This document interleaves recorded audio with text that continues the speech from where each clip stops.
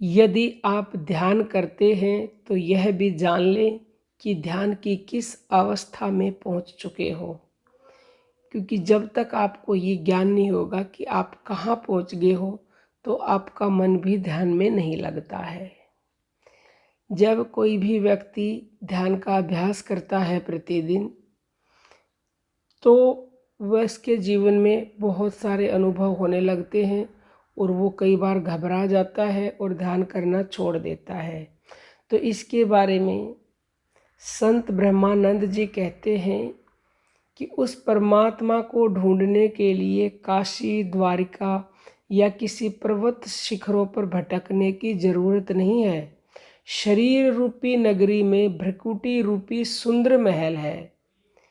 जब साधक बाह्य नेत्रों को बंद कर भ्रकुटी मध्य पर प्रतिदिन एकाग्रता से ध्यान लगाने का अभ्यास करता है तो उसे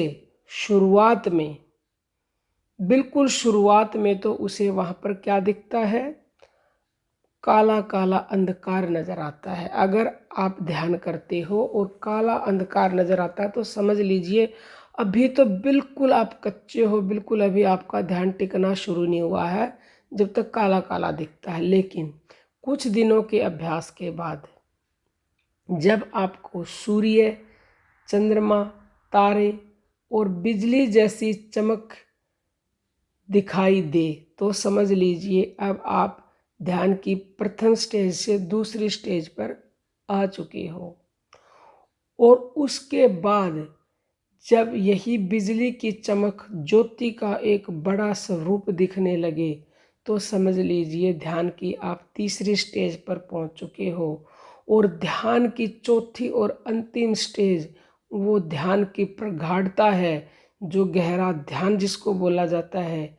अगर आप वहाँ पहुँच चुके हो तो आपको स्वयंभू ज्योति स्वरूप परमात्मा का दर्शन होता है, जो कि इतना परम प्रकाश है कि उसकी बराबरी कोई भी नहीं कर सकता।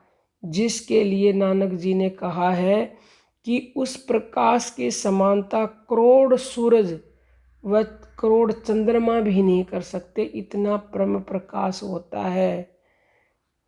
और उस परम प्रकाश के दर्शन कर इतना आनंदित हो जाता है साधक कि ऐसा आनंद आज से पहले उसने कभी मिला ही नहीं होगा। तो आप ध्यान की किस अवस्था में पहुँचे हुए हो, नीचे कमेंट बॉक्स में कमेंट करके ज़रूर बताएं। और आपका कोई भी प्रश्न हो तो वो भी हमें ज़रूर कमेंट करें, हम उसका उत्तर ज़रूर देंगे। हमारा एकमात्र उद्देश्य यही है कि हम आप जैसे साधकों को परमात्मा से जोड़ें और आपकी शंकाओं का समाधान करें। जय श्री राम।